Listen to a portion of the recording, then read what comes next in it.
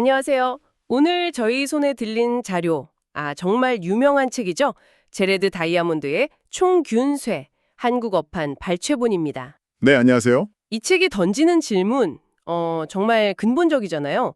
왜 어떤 대륙 사람들은 다른 대륙을 정복하고, 또 왜 어떤 사회에는 부와 권력을 막 쌓았는데 다른 데는 그렇지 못했을까 하는 거예요. 그렇죠. 인류 역사의 가장 큰 수수께끼 중 하나라고 할 수 있죠. 오늘 저희가 좀 깊게 파볼 내용은 바로 이겁니다. 다이아몬드는 이 모든 차이가 인종적인 게 아니라 순전히 환경 때문이다 이렇게 주장하잖아요. 네, 맞습니다. 그 핵심 근거들을 좀 따라가 보려고 해요. 특히 그 식량 생산, 병원균, 그리고 기술 확산 이 세 가지 키워드가 어떻게 역사를 갈랐는지 한번 살펴보겠습니다. 자, 시작해 볼까요? 좋습니다. 모든 이야기는 저자가 뉴기니에서 만난 얄리라는 분의 질문에서 시작되죠. 네, 얄리오. 현지 정치인이었죠. 그 질문이 이거였잖아요. 당신네 백인들은 왜 그렇게 많은 화물을 만들어서 여기까지 가져왔는데 우리 흑인들은 왜 그런 걸 못 만들었냐? 여기서 화물이라는 게 그냥 물건이 아니라 그렇죠. 서구 문명의 어떤 기술, 힘 이런 걸 다 통칭하는 상징적인 단어였어요. 이 질문 하나가 이 두꺼운 책 전체를 관통하는 핵심 질문인 셈이죠. 네, 그리고 다이아몬드가 여기에 답하는 방식이 상당히 중요합니다. 그 당시만 해도 뭐랄까 서구 사회에는 은연중에 인종적인 차이로 역사의 차이를 설명하려는 경향이 강했거든요. 지능이나 유전적으로 다르기 때문에 그렇다 이런 식이요. 그렇죠. 심지어 학계에서도 그런 시각이 없지 않았는데 다이아몬드는 이걸 아주 단호하게 거부합니다. 본인이 뉴기니에서 오랫동안 생활하면서 직접 겪어보니까 그 사람들이 전혀 지적으로 열등하지 않더라는 거죠. 오히려 더 똑똑해 보일 때도 있었다 이런 말도 하잖아요. 맞습니다. 왜냐하면 그들은 굉장히 혹독한 환경에서 살아남아야 했거든요. 부족 간의 갈등도 계속되고 그러려면 훨씬 더 예리한 관찰력, 또 뛰어난 기억력 같은 게 필요했던 거죠. 생존 자체가 진영을 단련시킨 거네요. 그런 셈이죠. 어릴 때부터 그냥 TV 보고 라디오 듣는 수동적인 환경이 아니라 계속 주변을 살피고 문제를 해결해야 하는 환경이니까요. 그래서 다이아몬드는 인종적 차이에서 답을 찾는 건 그냥 지적으로 게으른 거라고 딱 잘라 말합니다. 그런 쉬운 답 말고 진짜 근본 원인을 찾아야 한다. 그럼 그 근본 원인으로 다이아몬드가 딱 지목한 게 뭔가요? 그게 바로 식량 생산입니다. 농업과 목축이죠. 인류가 수렵 채집에서 벗어나서 농사를 짓고 가축을 기르기 시작한 것. 여기서부터 모든 게 달라졌다는 거예요. 식량 생산이요? 네, 생각해 보세요. 같은 면적의 땅에서 수렵 채집으로 얻는 식량보다 농사를 지으면 훨씬 많은 10배에서 100배까지도 더 많은 인구를 먹여 살릴 수 있었어요. 10배에서 100배요. 와, 엄청난 차이네요. 이게 모든 변화의 시작점이라고 보는 거죠. 단순히 먹는 사람이 많아진 거 그 이상의 의미가 있다는 말씀이신 것 같은데요. 그러면 결정적으로 잉여 식량이 생겼다는 겁니다. 먹고 남는 게 생기니까 사람들이 이제 한 곳에 정착하기 시작해요. 정착 생활. 네, 인구 밀도도 확 높아지고요. 이게 중요해요. 인구가 많아지고 정착하니까 이제 식량 생산에 직접 참여하지 않아도 되는 사람들이 생겨날 수 있는 기반이 마련된 거죠. 그러니까 남는 식량으로 군인이라든지 관료, 장인, 사제 같은 이런 전문가 집단을 먹여 살릴 수 있게 되고 또 사회가 복잡해지니까 그런 전문가들이 필요해지고 딱 맞아떨어지네요. 정확합니다. 이게 바로 문명 발달의 기초공사다 되는 거죠. 그런데 여기서 또 중요한 포인트가 있어요. 뭘까요? 이 식량 생산이라는 혁명이 전 세계 모든 곳에서 동시에 짠 하고 일어난 게 아니라는 사실이에요. 그런가요? 네. 고고학적 증거를 보면 농업이나 목축은 정말 몇몇 지역에서만 독립적으로 시작됐어요. 대표적인 곳이 서남아시아의 비옥한 초승달지대. 들어봤어요. 메소포타미아 문명 쪽. 네. 그리고 중국, 또 저쪽 메소아메리카 이런 몇몇 곳에서만 자체적으로 시작됐고 나머지 대부분 지역은 여기서 개발된 작물이나 가축, 기술을 받아들여서 농업을 시작한 거죠. 그러니까 어디서 먼저 시작했느냐가 그 뒤에 발전 속도에 엄청난 영향을 미쳤다. 결정적이었던 거죠. 특히 가축화할 수 있는 동물이 어디에 있었느냐. 이 차이가 엄청 컸다고요? 저자가 이걸 설명하면서 안나 카렌이나 첫 문장을 인용하잖아요. 행복한 가정은 다 비슷하지만 불행한 가정은 제각각의 이유로 불행하다. 가축화도 그렇다는데 이게 무슨 뜻이에요? 그 비유가 참 절묘하죠. 그러니까 가축화에 성공하려면 행복한 가정이 여러 조건에 만족해야 하듯이 동물도 수많은 조건을 동시에 다 만족시켜야 한다는 거예요. 조건이 많군요. 네, 우선 사람이랑 먹이 경쟁을 하면 안 되니까 식성이 좀 까다롭지 않아야 하고요. 빨리 자라야 경제성도 있겠죠. 그리고 갇힌 상태에서도 번식을 잘해야 하고 또 결정적으로 성질이 온순해야 해요. 아, 성질 더러우면 안 되겠네요. 그렇죠. 막 쉽게 놀라서 도망가거나 사람을 공격하거나 하면 안 되죠. 그리고 무리지어 살면서 위계 질서가 있는 동물이 좀 더 유리했어요. 이 중에 하나라도 어긋나면 실패하는 겁니다. 예를 들면 어떤 게 있을까요? 아프리카 얼룩말 같은 경우요. 생긴 건 말 비슷한데 성질이 너무 사나워서 길들이기가 거의 불가능했다고 해요. 또 영양 같은 동물은 너무 예민해서 작은 소리에도 막 공포에 질려서 죽기도 하고요. 와, 진짜 그 많은 관문을 다 통과해야 하는 거네요. 그렇습니다. 그래서 실제로 인류가 가축화에 성공한 대형 포유류가 전 세계 다 합쳐도 14종밖에 안 돼요. 겨우 14종이요. 그런데 진짜 놀라운 건 이 14종이 어디에 있었냐는 거잖아요. 맞습니다. 바로 그거예요. 이 14종 중에 무려 13종이 유라시아 대륙 출신이에요. 13종이요? 거의 다네요. 네. 우리가 아는 소, 말, 돼지, 양, 염소 다 유라시아 원산이죠. 그런데 아메리카 대륙에는 딱 1종, 라마 알파카밖에 없었어요. 호주나 사하라 이남 아프리카에는 대형 가축화 동물, 빵종 하나도 없었어요. 세상에. 이건 뭐 어느 민족이다 똑똑하고 말고의 문제가 전혀 아니네요. 그냥 그 땅에 운 좋게 그런 동물이 살았냐 안 살았냐의 문제군요. 그렇죠. 저자는 이걸 환경적인 뽑기 운에 가깝다고까지 표현합니다. 이 차이가 진짜 엄청난 결과로 이어졌겠어요. 단순히 고기나 우유 얻는 걸 넘어서. 훨씬 넘어서죠. 가축은 일단 농사 짓는 데 힘을 제공하잖아요. 쟁기 끌고. 아, 동력원. 네. 그리고 배설물은 아주 귀한 비료가 됐죠. 또 물건 실어 나르는 운송수단을 혁신했고 무엇보다 전쟁에서, 기병.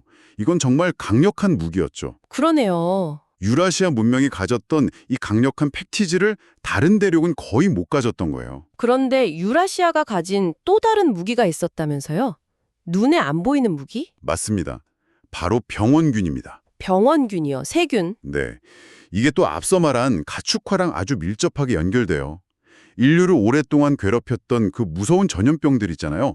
홍역, 천연두, 인플루엔자 같은 거요. 네네. 이런 병들의 상당수가 원래는 가축들이 앓던 병에서 유래했다는 거예요.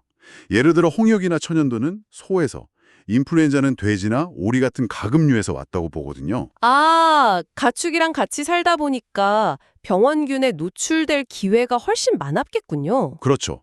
유라시아 사람들은 수천 년 동안 소, 돼지, 닭 이런 동물들이랑 거의 한 공간에서 부대끼며 살았잖아요. 그러면서 이런 동물 유래 병원균에 계속 노출됐던 거죠. 물론 그 과정에서 많이들 죽었겠지만. 엄청나게 죽었겠죠. 하지만 살아남은 사람들은 세대를 거치면서 점차 그 병원균에 대한 면역력을 키워나간 거예요. 그런데 이런 가축도 별로 없었고 따라서 이런 병원균에 노출된 경험도 거의 없었던 아메리카나 호주 원주민들은 상황이 완전히 달랐던 거죠. 아, 그래서 유럽인들이 아메리카 대륙에 딱 도착했을 때 그들이 가져온 총이나 칼보다 사실 더 무서웠던 게 이 병원균이었다. 바로 그겁니다. 피사로가 고작 수백 명 데려고 수백만 명의 잉카 제국을 무너뜨릴 수 있었던 결정적인 이유 중 하나가 바로 천연두였다는 건 정말 유명한 이야기죠. 아, 맞아요. 먼저 병이 휩쓸고 지나갔다고? 네, 피사로 군대가 도착하기 몇 년 전에 이미 천연두가 신대륙에 퍼져서 잉카 황제를 포함해서 정말 어마어마한 수의 원주민들이 죽었어요. 제국 전체가 완전히 혼란 상태에 빠진 거죠. 콜럼버스 이후에 유럽에서 건너온 질병 때문에 아메리카 원주민 인구가 최대 95%까지 감소했을 거라고 추정한다면서요. 네, 95%. 이게 정말 상상하기 어려운 숫자입니다. 이게 뭐 유럽인들이 의도했든 안 했든 결과적으로는 어마어마한 위력의 생물학적 무기가 된 셈이죠. 식량 생산, 가축, 병원균까지. 진짜 환경적인 요인이 크네요. 근데 왜 유독 유라시아 대륙에서 이런 것들이 더 빠르고 넓게 퍼져나갈 수 있었을까요? 여기에도 또 다른 이유가 있다고요? 네, 있습니다. 다이몬드는 여기서 대륙의 축이라는 지리적인 요인을 지적해요. 대륙의 축이요? 네, 각 대륙이 생긴 모양, 그러니까 어느 방향으로 길게 뻗어 있느냐가 확산 속도에 큰 영향을 미쳤다는 겁니다. 유라시아 대륙을 한번 떠올려 보세요. 어때요? 동서로 길쭉하죠. 그렇죠.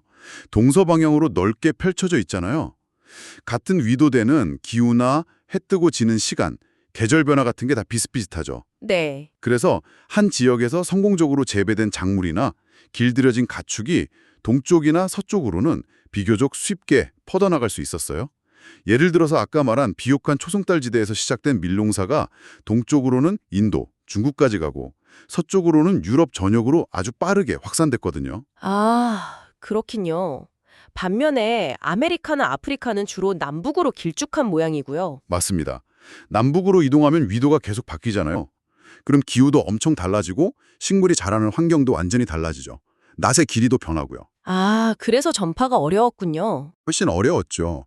예를 들어 멕시코에서 기원한 옥수수가 기후가 비슷한 북미 동부제로까지 전파되는데 수천 년이 걸렸어요.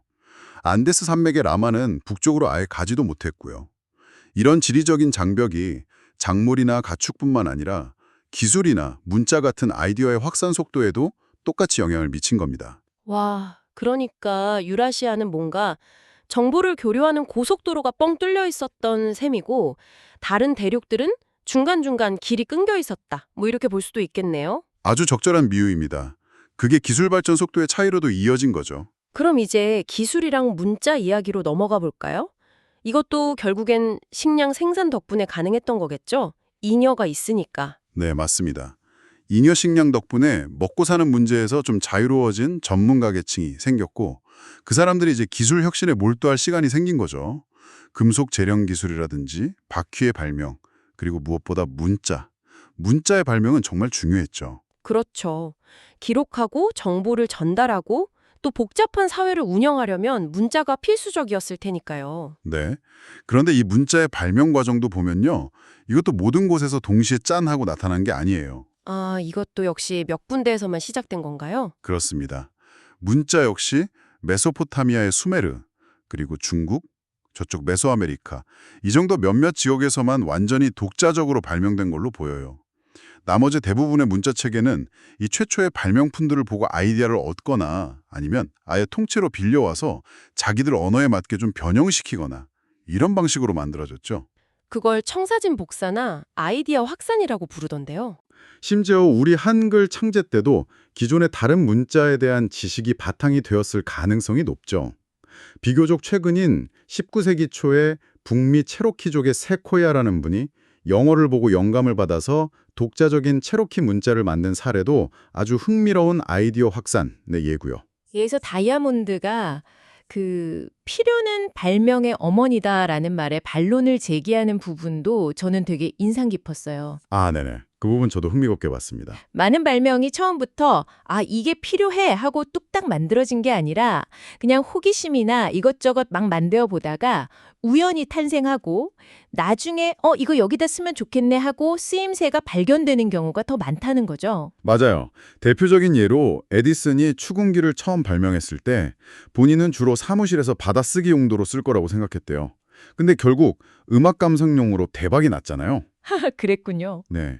그리고 기술이 일단 개발되고 나면 그게 사회에 받아들여져서 널리 퍼지느냐 마느냐는 단순히 기술이 좋고 나쁨의 문제만이 아니라는 점도 지적하죠. 그 사회의 경제적, 정치적, 문화적 상황에 따라서 달라진다는 거예요. 예를 들면요. 일본의 사례가 재미있는데요.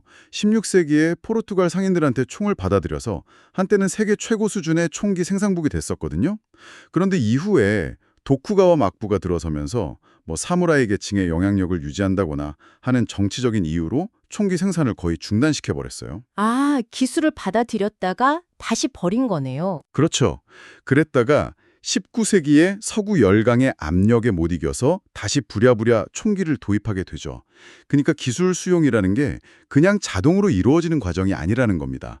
사회가 그걸 받아들일 준비가 되어 있느냐 혹은 필요성을 느끼느냐가 중요하다는 거죠. 이야, 오늘 총균쇠의 발췌본을 통해서 인류 역사의 이 거대한 불균형이 도대체 왜 생겼는지 다이아몬드의 설명을 쭉 따라가 봤는데요. 네. 결국 정리를 해보면 어떤 인종이 잘나고 못나서가 아니라 그냥 각 대륙이 처했던 환경 조건의 차이, 그러니까 식량 생산에 유리한 동식물이 어디에 많았는지, 그 결과로 인구 밀도나 사회 복잡성이 어떻게 달라졌는지, 또 가축에서 유래한 병원균에 노출돼서 면역력을 얻었는지 아닌지, 그리고 결정적으로 대륙의 모양과 축이라는 지리적 요인이 기술이나 아이디어 확산 속도에 어떤 영향을 미쳤는지, 이런 것들이 다 복합적으로 작용한 결과다, 이런 큰 그림을 본 것 같아요. 네, 맞습니다. 핵심은 그거죠. 어떤 민족이 선천적으로 더 우수해서가 아니라 그저 지리적으로 또 환경적으로 유리한 출발선에 있었기 때문에 총, 균, 쇠로 상징되는 힘을 먼저 가질 수 있었다는 설명. 이건 정말 우리가 역사를 보는 관점 자체를 근본적으로 바꿔놓는다고 생각해요. 그렇죠. 역사의 큰 흐름을 결정한 게 어떤 생물학적인 우열이 아니라 환경적인 우연과 필연이었다는 통찰이니까요. 이건 특정 문명이 우월하다는 식의 신화를 좀 해체하고 역사를 훨씬 더 객관적으로 보게 만드는 힘이 있는 것 같습니다. 오늘 저희가 나눈 이야기들이 듣고 계신 여러분께도 세상을 이해하는 또 다른 창, 뭔가 아하 하는 그런 순간을 드렸으면 좋겠습니다. 마지막으로 이런 질문을 던지면서 마무리하고 싶네요. 네. 수천 년에 걸쳐서 작용한 이런 거대한 환경적 요인들이 만들어낸 역사의 흐름? 그리고 그 결과로 나타난 이 불균형을 이해하는 것이 오늘날 우리가 보고 있는 세계적인 부의 격차라든지 아니면 문화적인 갈등 같은 문제들을 바라보는 우리의 시각에 과연 어떤 변화를 줄 수 있을까요? 다이아몬드의 설명이 모든 걸 다 설명해주진 못하겠지만 분명 우리에게 깊이 생각해볼 거리를 던져주는 것 같습니다. 네, 충분히 고민해 볼 만한 질문이라고 생각합니다. 오늘 탐구는 여기까지입니다. 다음에 더 흥미로운 자료로 다시 찾아뵙겠습니다. 감사합니다. 감사합니다.